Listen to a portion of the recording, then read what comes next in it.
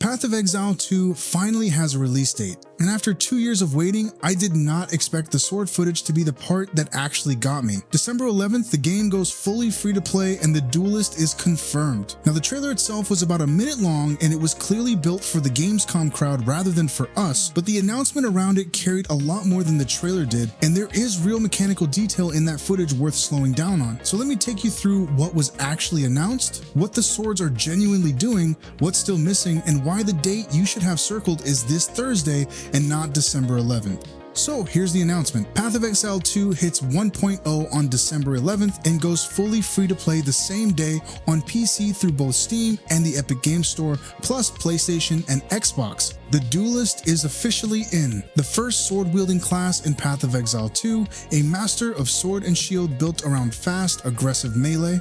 The remaining campaign acts ship at 1.0 as well, so the story finally gets finished. And GGG put up a registration page where the whole community unlocks cosmetic rewards as more people sign up, and the first tier went almost immediately. Right now, it costs you an email address, links in the description. Now, let's slow down on the actual sword footage because this is the part that surprised me. Swords are the most iconic weapon type in the entire Path of Exile franchise, and they have basically not existed in Path of Exile 2. So what did they actually show? There's bleed, which you'd expect. There's a parry, which you can clearly see him land. There's stance switching between what looks like a blood stance and a sand stance. And if you played Path of Exile 1, that's a direct gladiator callback, so that's a deliberate nod. There are charge up attacks. There's a flicker strike style gap closer. There's some kind of chaos dash that tears the ground open.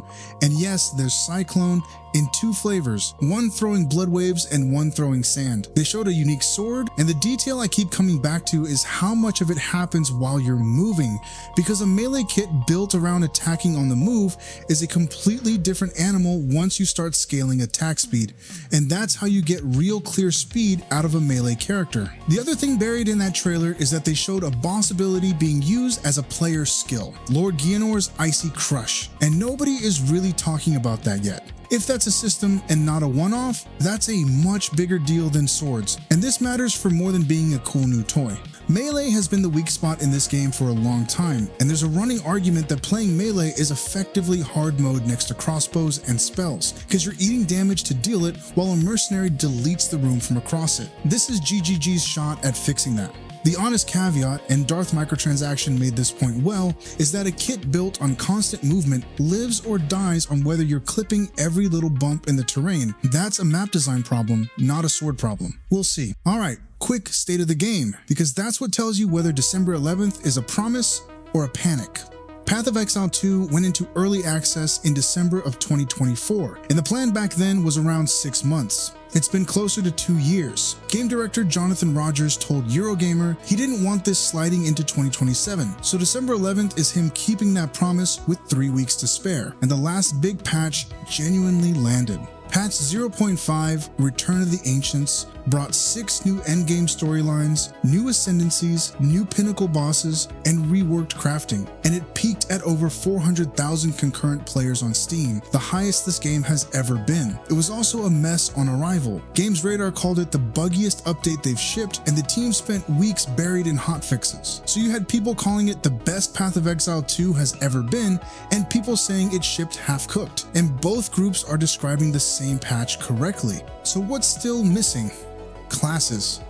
Path of Exile 2 is built for 12, and right now you can play 8. Warrior, Ranger, Witch, Sorceress, Monk, Mercenary, Huntress, and Druid. The Duelist makes 9. That leaves the Marauder, the Shadow, and the Templar. And reporting out of the announcement already says not every originally planned class is expected on day 1. Back in December, Roger said he suspects they won't have all of them ready, that the full campaign and a balanced endgame matter more, and that the game could survive shipping with 10 or 11 classes. So if you're holding out for the Shadow, and a lot of you are, I would not count on December.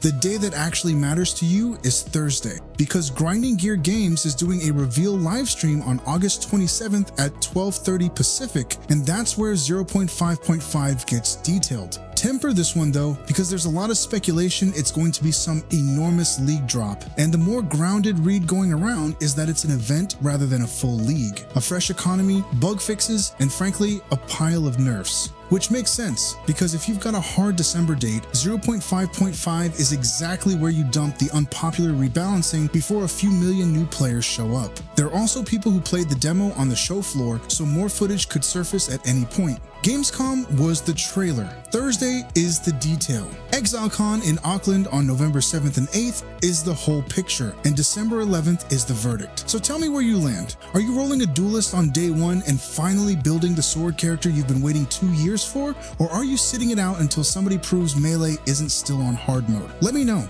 Go register while you're down there, and I'll be back Thursday when we actually get some answers.